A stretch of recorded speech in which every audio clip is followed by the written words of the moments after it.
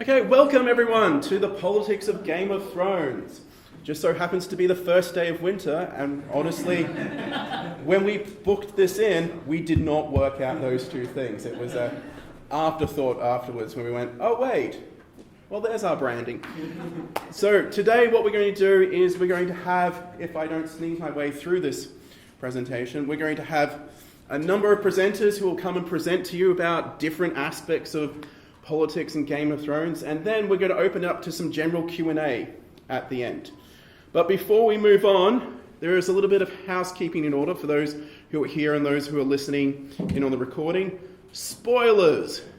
So that everyone can enjoy themselves today, we are insisting on strict spoiler policy. We will not be discussing anything from Season 6. Yes, there have been 6 episodes, but no.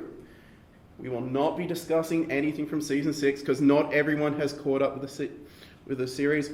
Also, we will not be discussing anything that has been released about the new book. Also, if things have not happened in the TV show that have happened in the book and probably going to happen this season, you all know what I'm talking about. Please be kind and not spoil it for the rest of them. So, is everyone cool? We all got that. I think so. What about the sixth dragon? Of course I get heckled by my colleagues. That is the way it goes.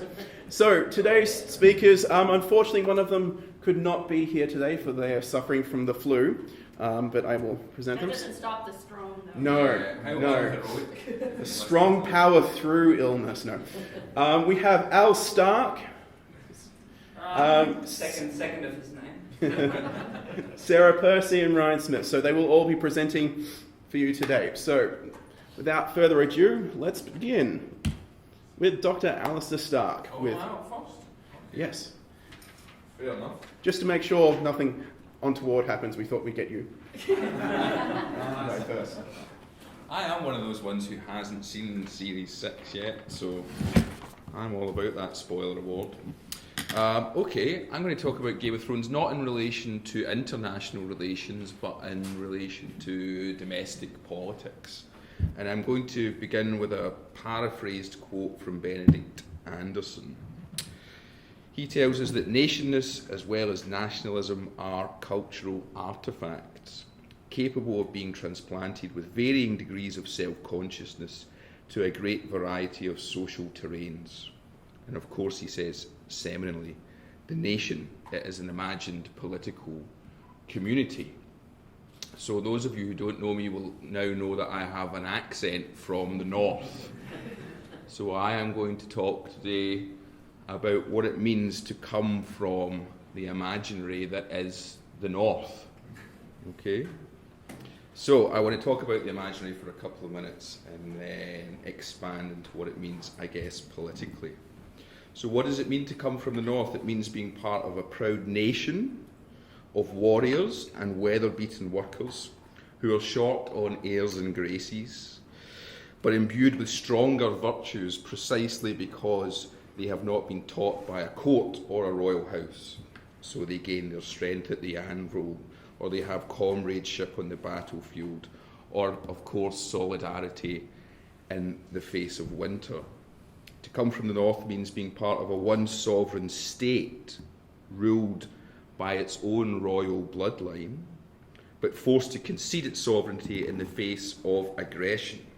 It means having a proud capital turned into a territorial administrative outpost, which exists to legitimise a central regime by providing nuance to local policy, but nevertheless having policy decided elsewhere at the centre with no regard for regional circumstance.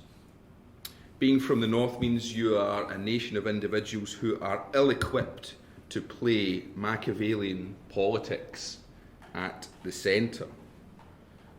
It means you come from a place where honesty and fair play will be undone by arrogant machination, where northern luminaries and protagonists will be sneered at and prevented from gaining knighthoods or addressed as son. This is a place where Northerners will go to help their monarch, but will be undone precisely because of their regional heritage. And finally, to come from the north means to live with constant humiliation and glorious defeat. It means you must constantly listen to the senior partner in your union telling you how awesome it is and how awesome you are not. It means that your songs and your poems are about temporary victories on the battlefield rather than winning wars. And it means that your cultural experiences are told and retold as narratives of glorious defeat, with just enough hope laced through them to give you some degree of optimism about the next battle that you will lose. So, am I talking about Westeros? The answer is fairly self-evident, isn't it? This is an actual narrative about my imagined community, the United Kingdom, and what it means to be from the north in the United Kingdom. So maybe I can replace Winterfell with Edinburgh Castle or the Scottish Parliament. Maybe I can look at the Lannisters and frame them as upper-class Englishmen and women sneering at hard-working, courageous Scottish people.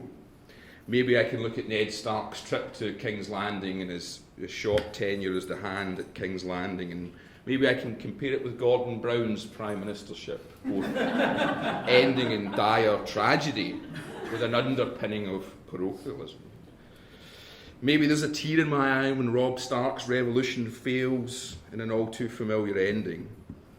And maybe I can look at Westeros and then look at the UK and see a Freudian, see a political community that is genuinely divided between north and south. I've got absolutely no doubt that people from the north of the UK will watch Game of Thrones and will engage through that kind of imaginary. Hopefully what I've just said has been compelling in some regards. And it's no accident that the north in Game of Thrones literally speaks in Northern English accents, Scottish accents, and Welsh accents, and that it's a powerful narrative as a consequence. But it's not my narrative, and I would seek to push back against an imaginary of that nature. That's not my politics, and it's not my narrative, and it's not my community. Okay, I am from the north, but I don't engage with that kind of narrative. I am a nationalist, but not on any of those terms. That narrative is actually demeaning to me. I think it's culturally insensitive, it's not progressive. It puts a cultural imaginary at the centre of a nationalism which is highly problematic, not least because it simplifies nationalism. My nationalism is based upon policy and governance and the benefits that come with reduced scale in terms of those two dimensions.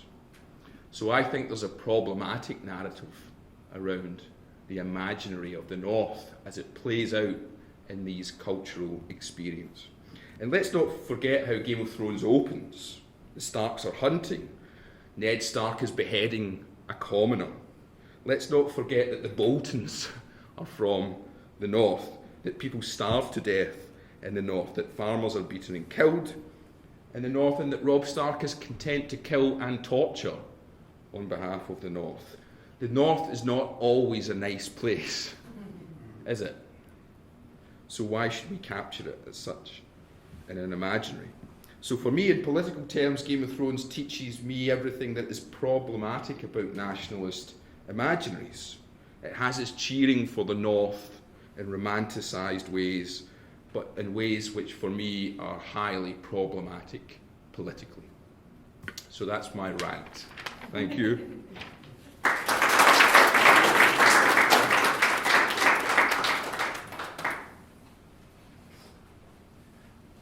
Thank you very much, Dr. Stark, and I can assure you there are no surprise Lannisters or bands playing in this venue that I know of. Now, our next speaker was going to be Dr. Richard Shapcott. When I asked him several times to explain what his talk was, he'd only reply was, "I'm bringing dragons." Unfortunately, he is unable to be here today due to illness, but he left us a speech that he wished me to pass on to you. So, Can you do it in a Shapper's way?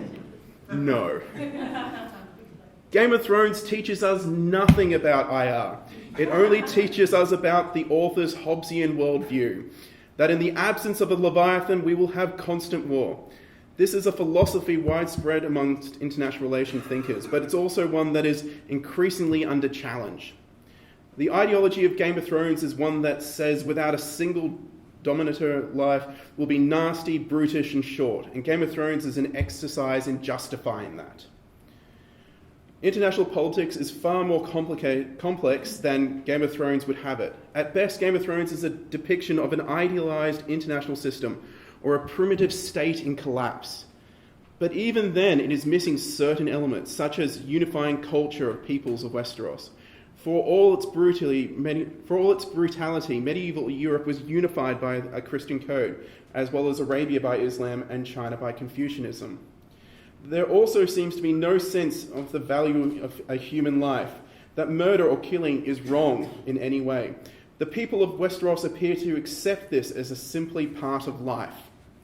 This seems to be a gaping hole in the vision. All societies have punishment for murders, rules about acceptable and unacceptable killings. The brutality of Westeros is unusual and unrealistic, and in that no one ever seems to face consequences for killing other than revenge. Thus, Game of Thrones is an ideology masking as entertainment. And I wish we would be able to hear more of that insight. But we must move on. And so we have Mr. Ryan Smith, who's going to talk to us about political and religious authority in Game of Thrones. Well, I'm very cranky now because Richard actually stole the quote that I was going to begin with. And I was going to quote this exact Thomas Hobbes quote, who was talking about the state of nature. And Mr. Hobbes said, the life of man tends to be solitary, poor, nasty, brutish, and short.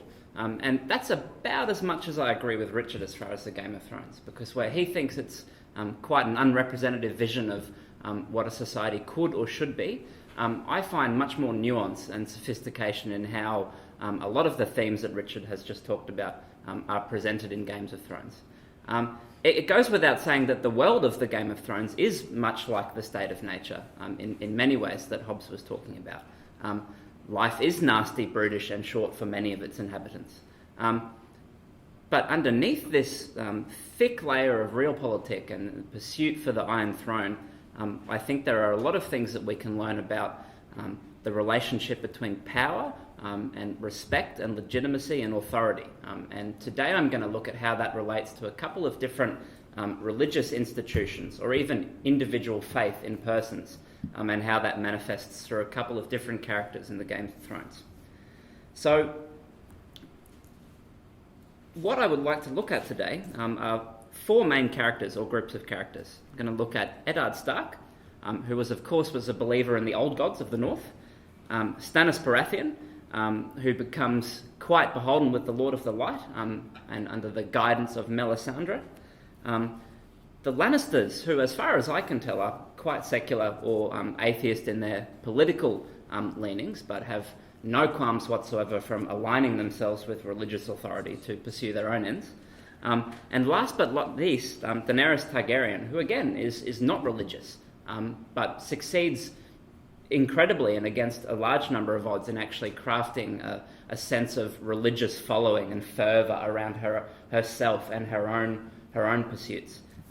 So in all of these examples, my central hypothesis is going to be that the extent to which you successfully engage with a set of religious beliefs or inculcate faith in your own position is profoundly influential on how you go at the Game of Thrones, whether you win or lose. So let's begin with Eddard Stark.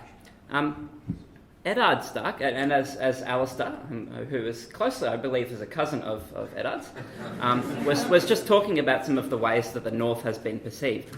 And these are true, but if we look at the history and the background of what George R.R. Martin has told us about the North was an area that believed in these old gods. So the old gods are almost paganistic or animistic in some sense. So there are very few explicit religious strictures or doctrinal texts. So the religion of the old gods is one much more of personal contemplation and reflection, as a means to being able to divine what is right and wrong in one's own personal conduct. So there's lots of historical analogies. Cicero and his sense of republicanism, for example, we could draw with that. Now, how does all of this go for Eddard?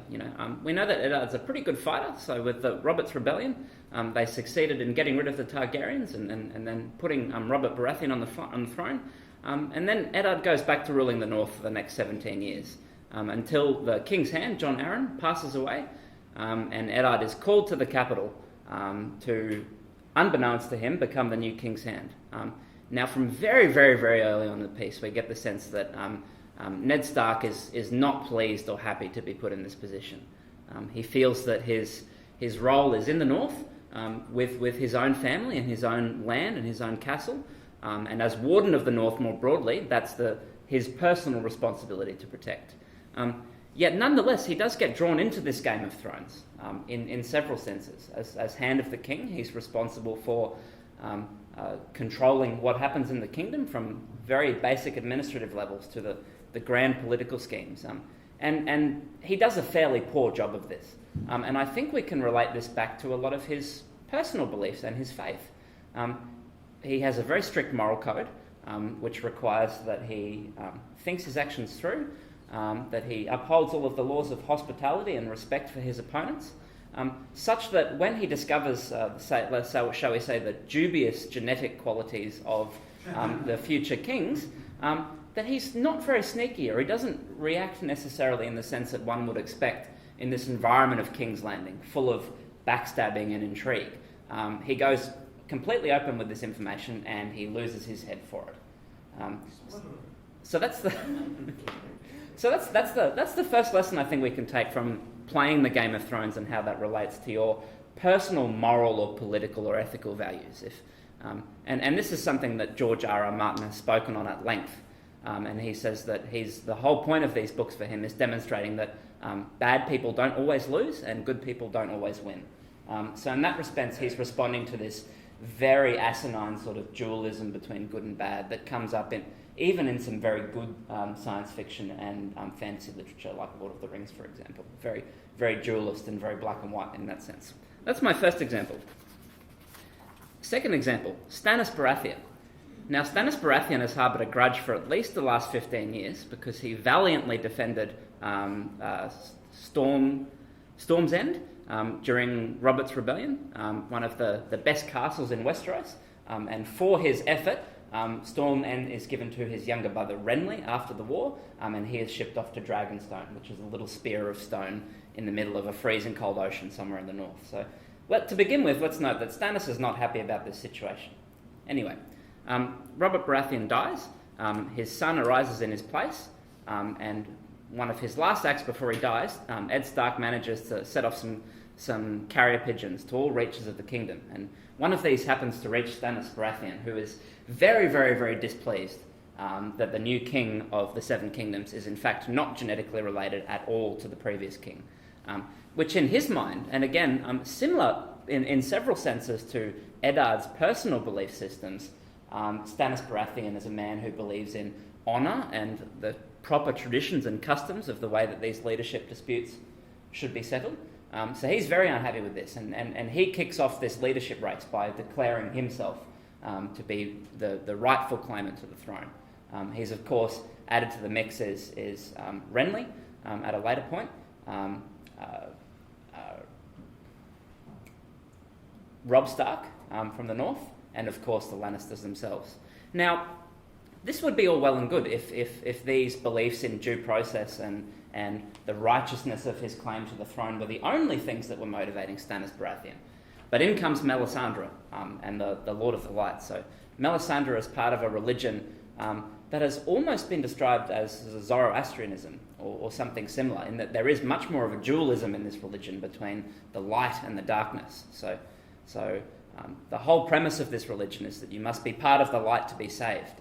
And later on in the series, this becomes very closely related with the threats that exist beyond the wall. But what happens here is I think at least that Stannis' relationship with Melisandre and the religious beliefs that he becomes ingrained with profoundly change his personal set of moral virtues and actions. He was always willing to fight to take the throne, but he becomes willing to do a lot of other things to secure the Iron Throne. So firstly, Melisandre convinces him to kill his younger brother Renly to take over the Iron Throne, and then later he burns his own daughter at the stake because she has royal blood, and that's somehow important in the scheme of the Lord of the Light's religion. And another thing that often happens, and we can view lots of historical parallels with this, but the leader of a state or an armed force might become increasingly convinced by their advisors, religious or otherwise, that they are exceptional, that not only do they have the right claim to rule, but their rulership is somehow divinely ordained. And again, we see this work out pretty poorly for Stannis. The Battle of the Blackwater goes terribly, as do a few things later in the seasons, and eventually Stannis is not really a serious competitor for the Iron Throne. So again, we've had someone who started off with a strong belief in the rules of the game, however archaic and stupid they may seem to us, in Westeros and in the battle for the Seven Kingdoms, but nonetheless, the fundamentalist religious circumstances into which he's drawn, I think profoundly changes his outlook on the whole leadership contest and ultimately causes his downfall.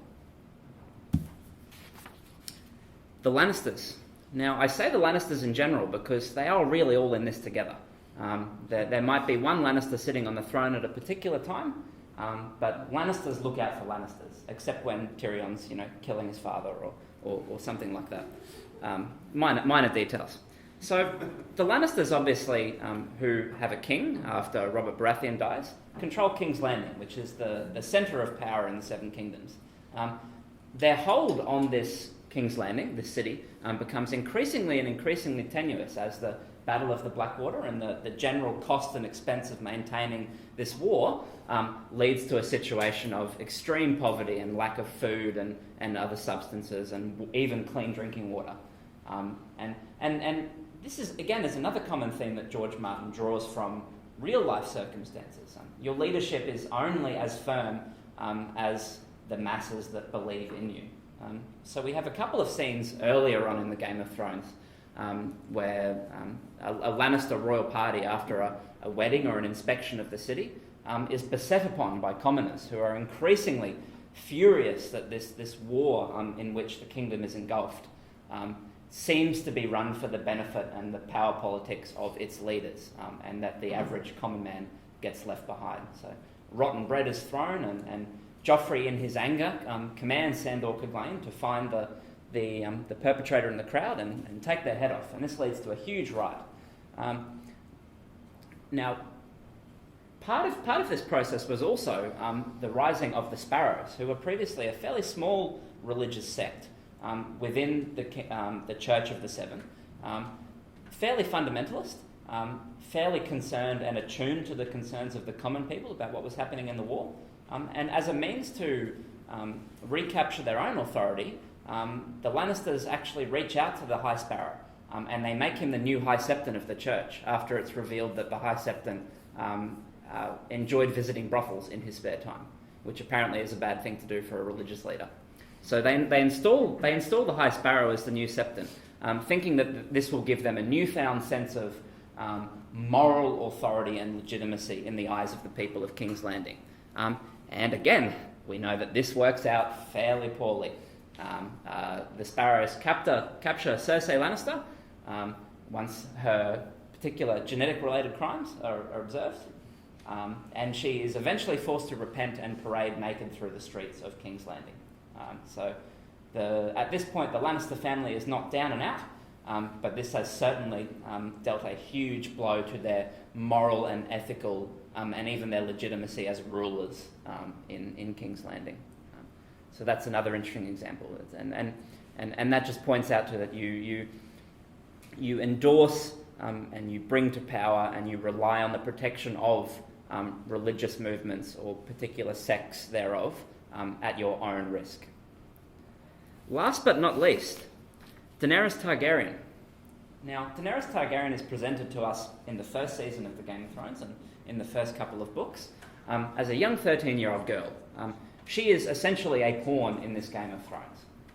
So there were plans for her brother to be protected throughout Essos and then return to Westeros and become king of the Iron Throne. Now, this doesn't happen. He obviously dies, but Daenerys has no religious support, no church supporting her, no army supporting her. But over time, through a series of displays of personal bravery and action, she actually almost creates her own religion. And that's referable by the number of titles that she accumulates over the series. So out of all of the people, we can probably observe that Daenerys is the most successful at incorporating religion and elements of faith into her own chances of the Iron Throne. Because she is, after all, despite all of her good qualities and being the freer of slaves, she still is out for that Iron Throne. So that's about all I have time for, but I think she's our finest hope so far as we're looking at. Thank you very much. Thanks.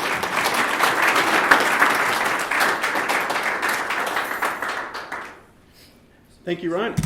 Our last speaker today is Sarah Percy, who's going to be talking to us about war and politics in Game of Thrones.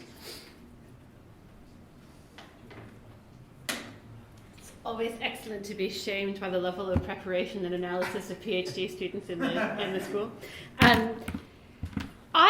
It's a shame that Richard's not here, but it's also a shame another of our colleagues isn't here who's very, very opposed to the use of popular culture in international relations. And a lot of what I was going to say was designed to bait him, so I'll have to be baiting him in his absence.